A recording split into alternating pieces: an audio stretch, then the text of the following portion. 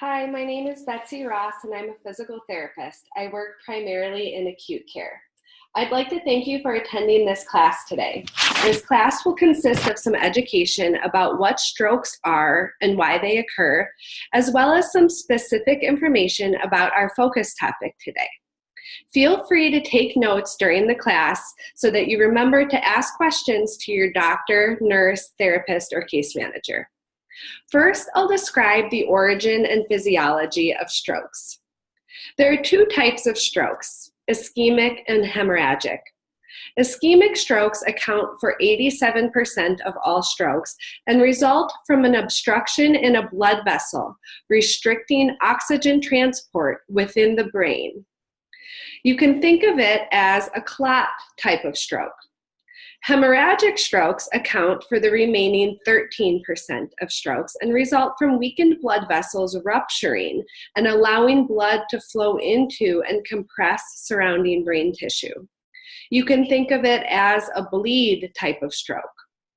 There are two major subtypes of hemorrhagic strokes: aneurysms and arteriovenous malformations, or AVMs.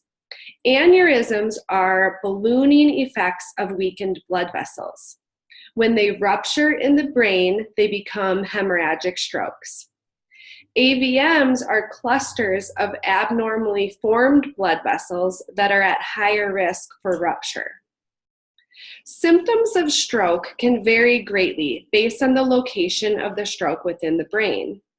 Different areas of the brain are responsible for different functions or perceptions. Even the hemisphere of the brain greatly impacts the symptoms you might experience with a stroke. Your right side of your brain generally controls the left side of your body, and vice versa. There are certain defining roles that are unique to your right and left hemispheres as well, such as language, which is primarily controlled by your left brain.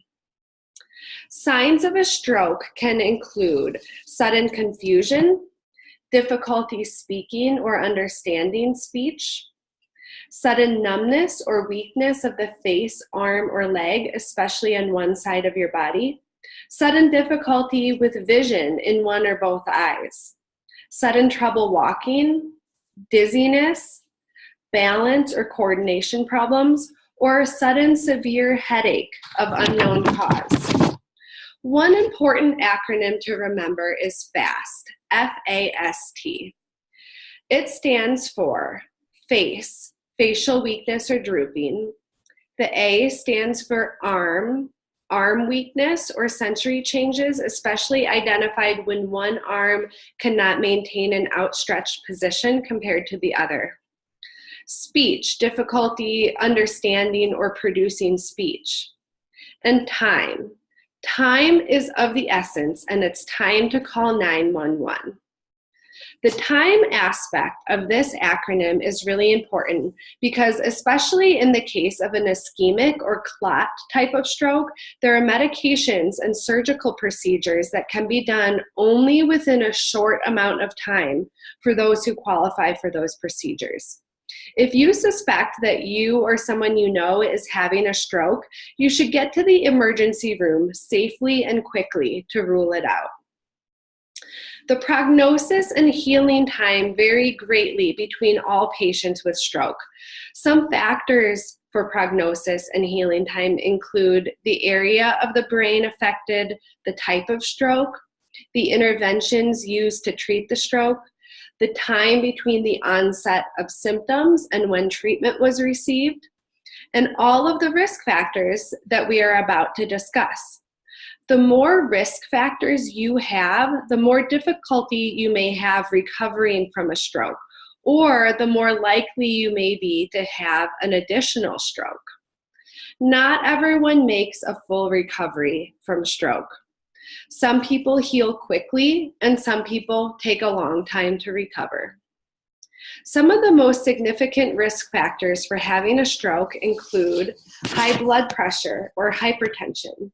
This is the most significant controllable risk factor.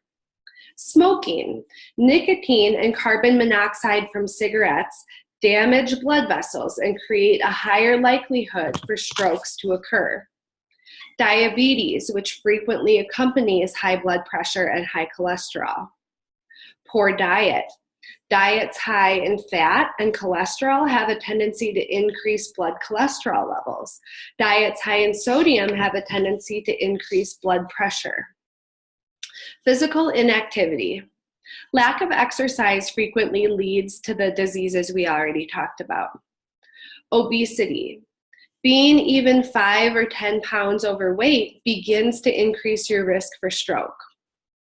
High total cholesterol levels or low HDL cholesterol. High overall blood cholesterol can indicate a risk for blood clot development. Research is being conducted on good cholesterol or HDL and its potentially protective mechanism, especially in men. Peripheral artery disease.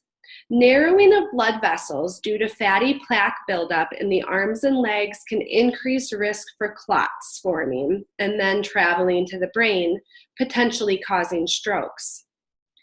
Atrial fibrillation, or AFib, increases stroke risk 5-fold because inaccurate beating of the upper chambers of the heart allows blood to pool.